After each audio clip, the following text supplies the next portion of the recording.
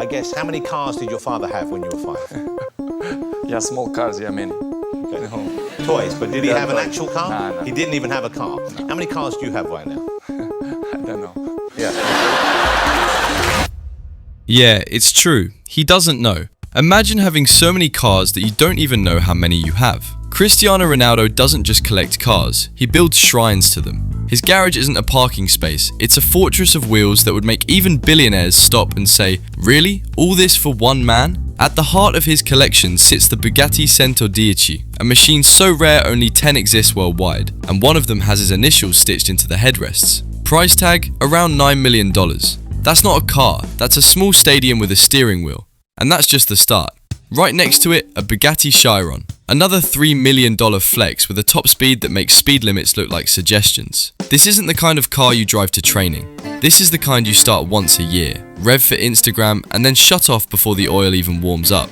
Then there's the Ferrari Monza SP1, a ruthless rocket that looks like it was stolen from a superhero movie. Throw in the McLaren Senna, the Rolls-Royce Cullinan, the Phantom, a Bentley Continental GT, and a handful of Lamborghinis that have spent more time in photo shoots than on asphalt. And while most of us panic about scratches in the parking lot, Ronaldo's biggest problem is real estate for his toys. The man has so many cars, he's had to keep them scattered between properties in Spain, Italy, Portugal, even Dubai. Transfer to a new club. That's not just a contract negotiation, it's a full-blown relocation plan for a multi-million-dollar convoy.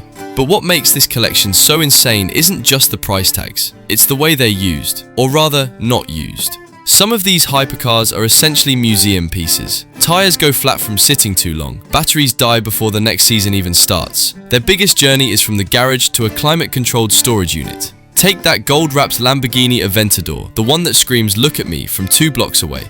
It cost a fortune to wrap, tens of thousands just for the finish, but how many times does it actually hit the streets? Rarely. It's a photo prop, a statement piece, a reflection of wealth more than a machine meant to roar. And that's the theme running through his entire fleet. They're less about transportation and more about brand architecture. Ronaldo isn't just a player, he's a walking empire. Every Bugatti, every Rolls, every carbon fiber mirror is a billboard for his status. The cars aren't there to take him places, they're there to keep him on top of the conversation. Now, if you stack the estimated values from the 110 and Chiron to the Ferraris, the McLarens, the Rolls-Royces and Bentleys, you're looking at anywhere between $20 million and $25 million parked across a few garages. That's an entire football club's yearly wage bill, locked up in keys and tyres. And the irony, many of these cars depreciate faster than a flop signing. Limited editions hold some value, sure, but a customized Phantom with CR7 embroidery? The second it leaves his possession, it's just another luxury car with too much history for a normal buyer. While Cristiano Ronaldo's collection is all about bold statements and shiny excess, Messi's is a masterclass in understated wealth. Except, understated here still means tens of millions. At the heart of it, the Ferrari 335 S Spider Scaglietti. Price tag? Around $37 million. Making it one of the most expensive cars ever bought by a footballer. That's not a ride to training. That's a museum artifact with a V12 heartbeat.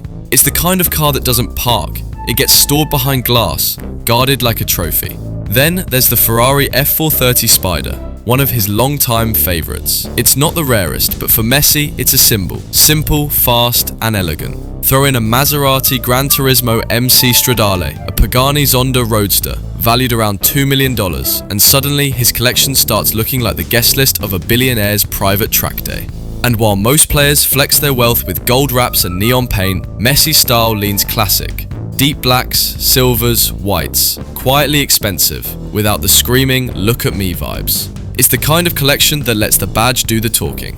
Of course, no luxury fleet is complete without a touch of comfort. The Range Rover Vogue, the Audi RS6, the Cadillac Escalade. These are the cars that actually see daylight, the school runs, the quick trips to the training ground. They're the backbone of a garage that has to balance family life with billion-dollar contracts.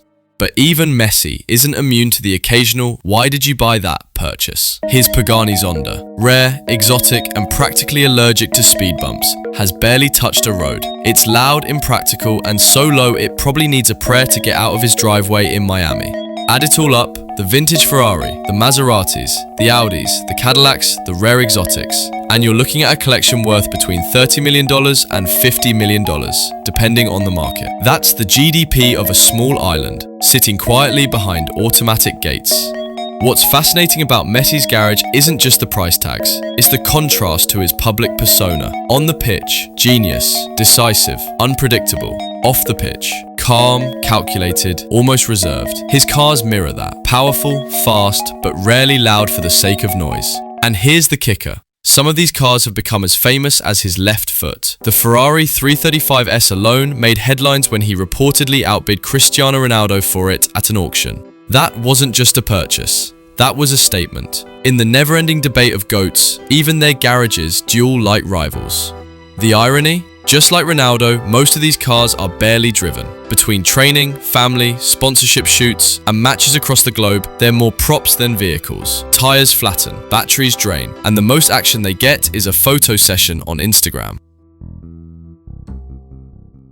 If Ronaldo's collection screams status and Messi's whispers legacy, Neymar's just laughs, revs, and throws a party in the driveway. Front and center, the Lamborghini Veneno Roadster, a car so rare only a handful exist, and Neymar's sits there like a parked fighter jet. Price tag? Roughly $4.5 million, not counting the custom touches he had added just to make sure no other millionaire's Veneno looked quite like his. Then there's his Maserati MC12. The kind of car you see in a Gran Turismo intro, but rarely in traffic. Combine that with a Ferrari 458 Italia, a McLaren 570S, and a Porsche Panamera Turbo, and you start realizing Neymar isn't building a collection, he's building an entire starting lineup of exotic machines. And, because this is Neymar we're talking about, subtlety was never on the invitation list. From bright neon wraps to interiors stitched with his personal logos, the man treats his cars like his Instagram feed, curated, loud, and designed to make headlines. But the luxury doesn't stop at the track toys. Neymar's also stacked his fleet with daily luxury tanks, the Audi R8 Spider, the Mercedes AMG GT, the Range Rover Sport SVR. These are the ones that actually get mileage between clubs, events, and the occasional low-profile dinner. Where it gets insane is in the accessory culture around these cars. Custom rims flown in from Italy, steering wheels with his initials embossed in gold, even his helicopter matches his car's color schemes, because apparently, brand consistency matters when you're landing in your own backyard. Stack the receipts, you're looking at a garage comfortably hovering between 15 million and 25 million, and that's before he decides to upgrade something just because a new version dropped.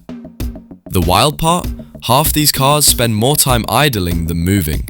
Neymar's lifestyle is scattered across Paris, Brazil, Saudi Arabia, Dubai, wherever the contract goes. And the cars, they follow, or worse, they sit in climate-controlled garages waiting for him to remember they exist. And yet, for Neymar, it's not waste, it's performance theatre. Every post with a new Lamborghini, every shot with his Maserati, every party next to a neon green McLaren. It feeds the brand. Flashy, unpredictable, untouchable. But there's always a question behind the glamour. How many of these cars will he actually drive 5 years from now? Just like his infamous birthday parties, they come in loud, fade fast, and leave behind a bill big enough to fund a small stadium. So when it comes to sheer numbers and headline-grabbing price tags, Ronaldo's garage wins on spectacle. With his Bugatti Centodieci, Chiron, and a lineup of hypercars that feel more like trophies than vehicles. Messi's collection is the most refined, built on heritage pieces like the Ferrari 335S and a taste for understated, classic luxury that holds its value. Neymar's, on the other hand, is pure chaos and personality, flashy wraps, exotic toys, and a revolving door of machines that match his unpredictable lifestyle. So, who has the better collection? That depends on what you value, spectacle, heritage, or chaos. Drop your pick in the comments. Ronaldo, Messi, or Neymar?